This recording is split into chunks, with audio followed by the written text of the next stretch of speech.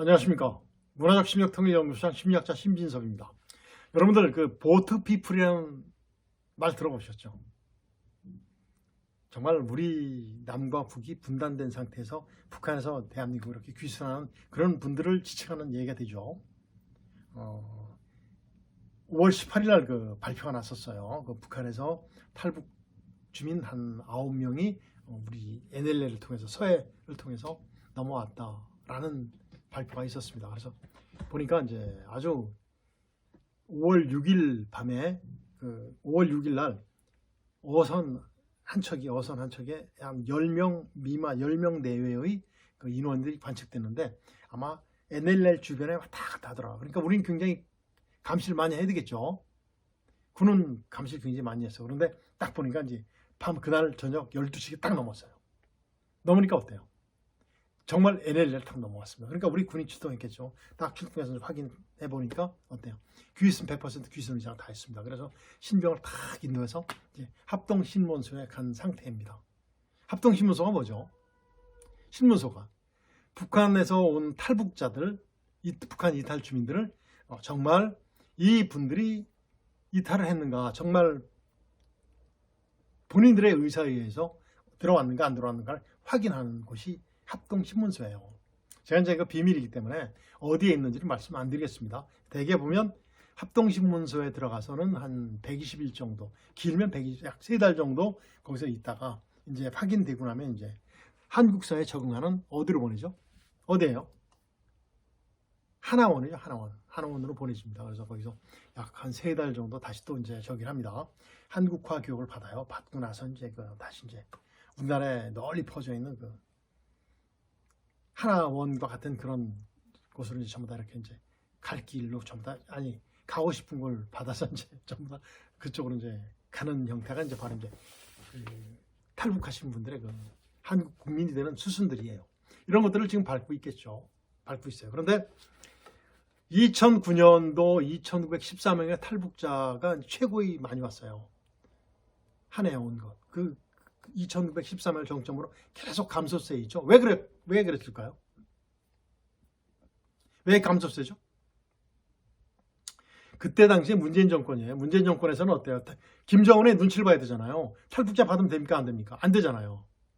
그리고 김정은이가 탈북자들 굉장히 통제를 많이 했어. 못하게. 그리고 중국으로 넘어가면 전부 다 그 전에는 중국 정부와 협조가 잘 돼서 탈북을 해서 우리 대한민국 대사관으로 해서 전부 다 올 수 있었어요. 그런데 그때는 어떻게 됐습니까? 교육은 없어요. 그러니까 어떻게 됩니까? 없죠.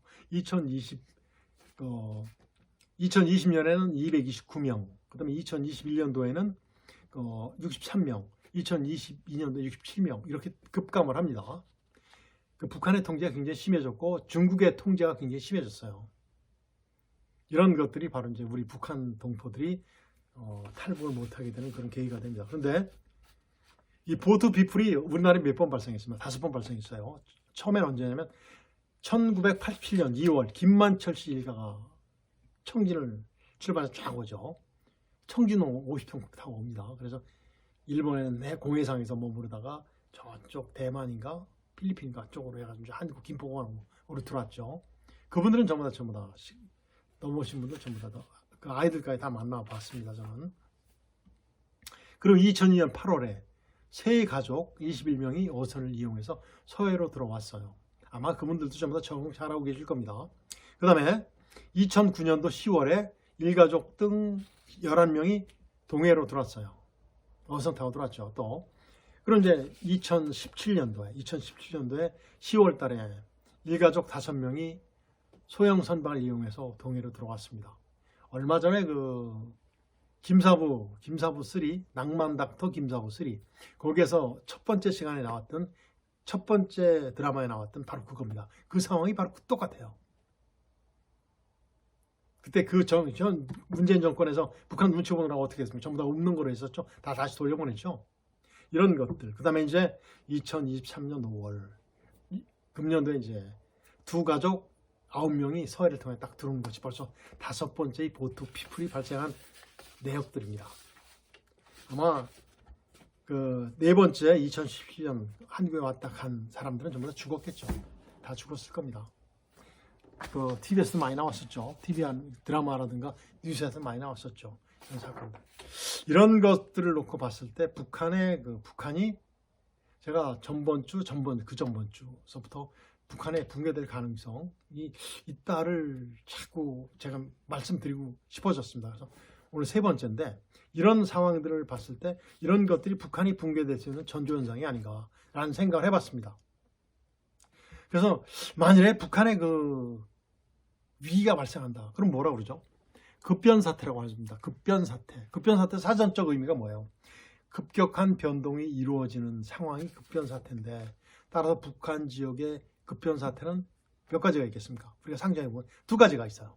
바로 뭐냐면 북한 내에서 급하고 심각한 혼란이 발생하는 경우 있을 수 있습니다. 그 다음에 북한이 발생한 상황이 북한 자체에서 해결이 안 되고 계속 지지분열하게 끌어지는 거예요. 그래서 북한이 계속 아주 혼란스러운 상태가 되는 것, 이런 것들이 바로 이제 두 번째 상황이 되겠죠. 북한 체제의 특성상 북한 주도의 점진적 민주화가 이루어질 수 있겠습니까? 없겠습니까? 없죠. 민주화가 된다면 인권이 보장되는 건데, 인권이 보장된다면 김정은이와 그의 추종 세력들은 죽음이죠. 불가능합니다. 그 다음에 북한 체제의 붕괴 없이는 민주화가 불가능하죠. 그러니까 뭐예요? 북한 민주화의 필요 조건이 바로 뭐죠? 체제 붕괴입니다. 체제 붕괴. 필요 조건이에요. 북한 체제가 붕괴돼야지 민주화가 가능한 겁니다.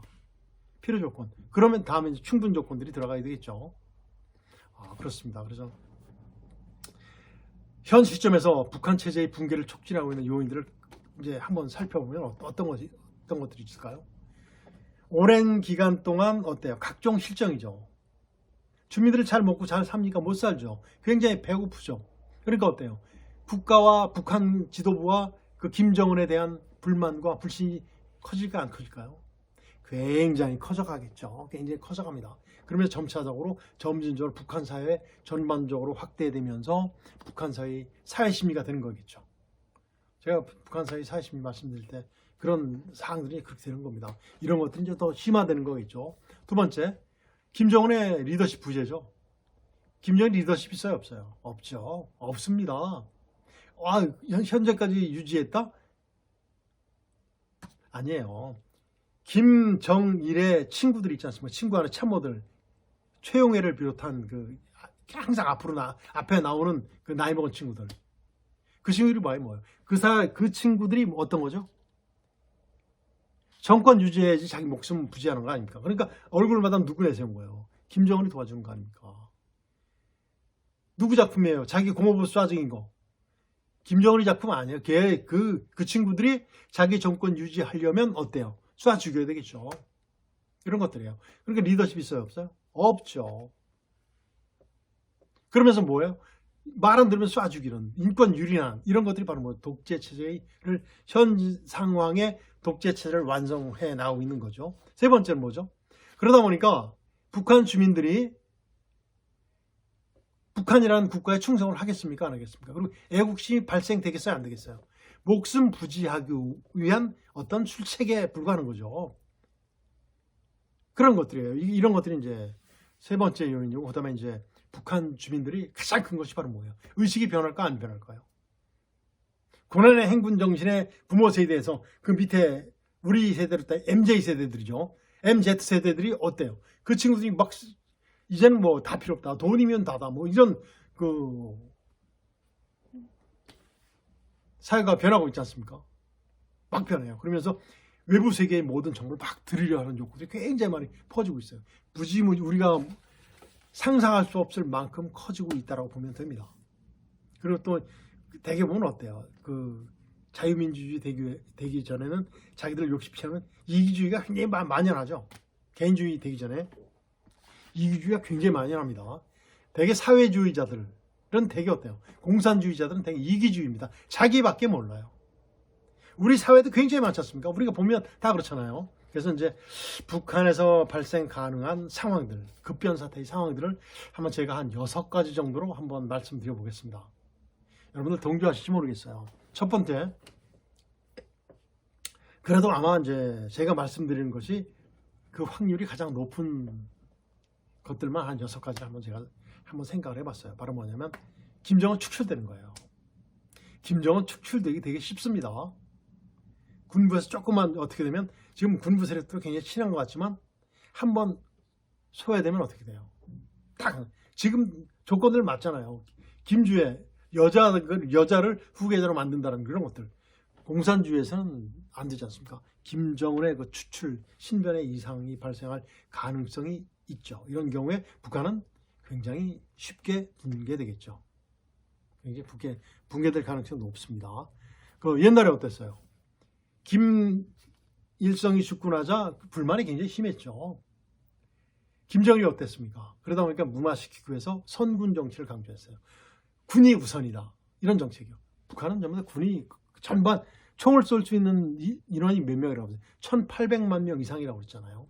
선군 정치를 내세워서 잠재웠어요. 그런데 김정은이는 어떤 카드가 없어요. 어떤 카드가 없습니다. 이런 것들 있죠. 유일한 카드 뭐죠? 핵 개발. 그 다음에 미사일. 이미 한계에 온 거죠. 그 다음에 권력 투쟁에서 비롯된 군부 쿠데타 가능성도 있죠.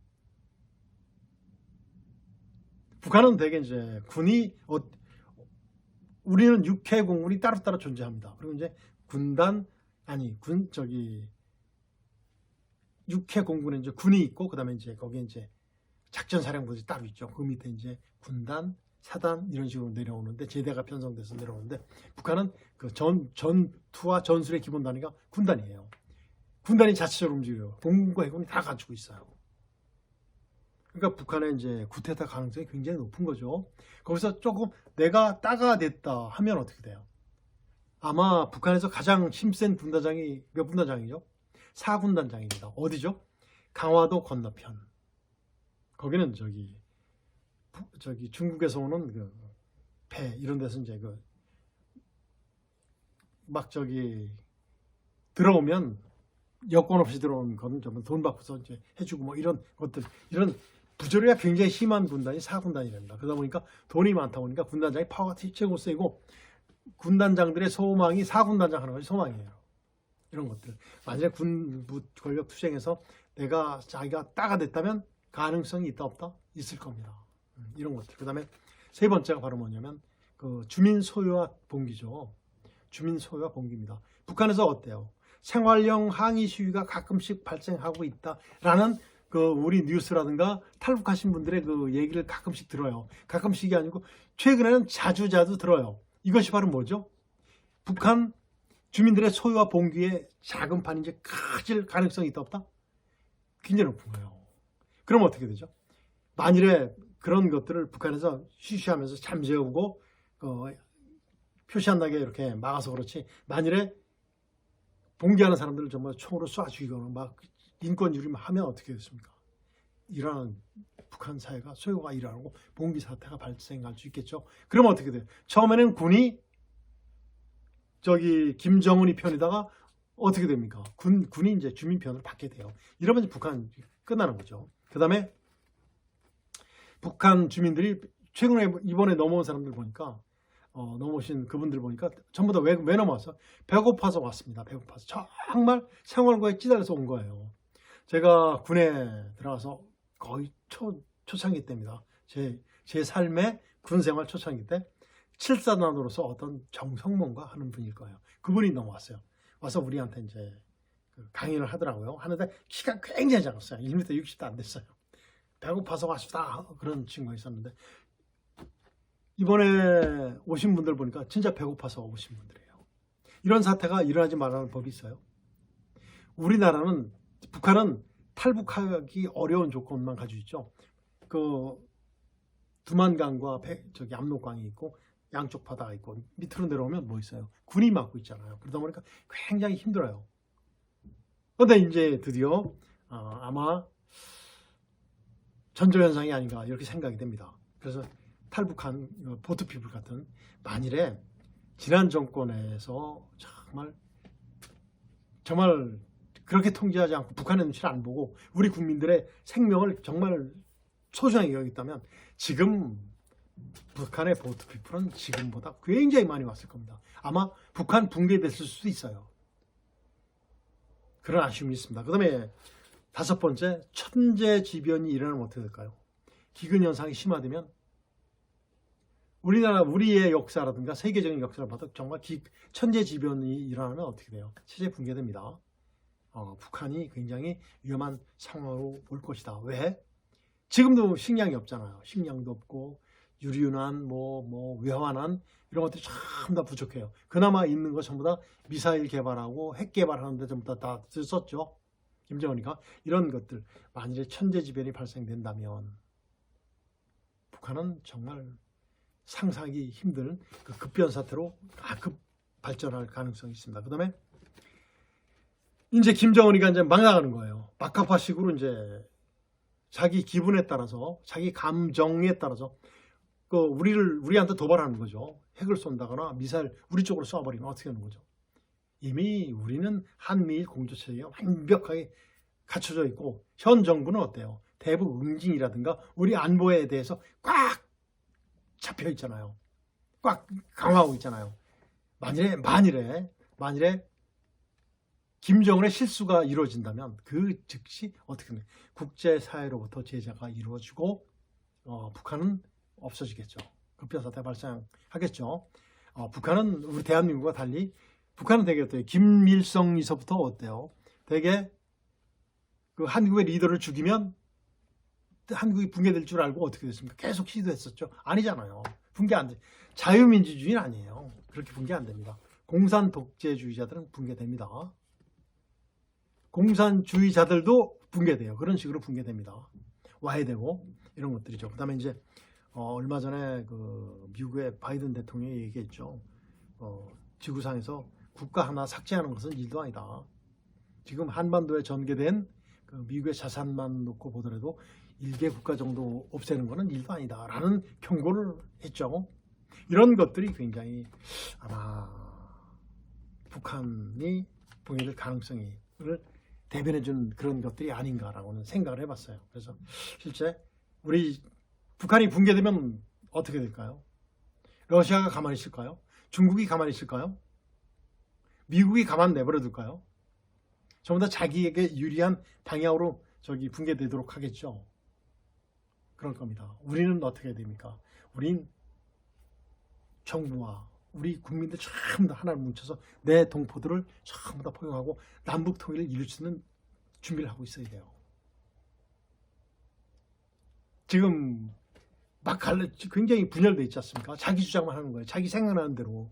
그러니까 이상한 또 단체들이 막 일어나지 않습니까? 무슨 바라든지 무슨 뭐라든지 이런 것들이 많이 일어나잖아요.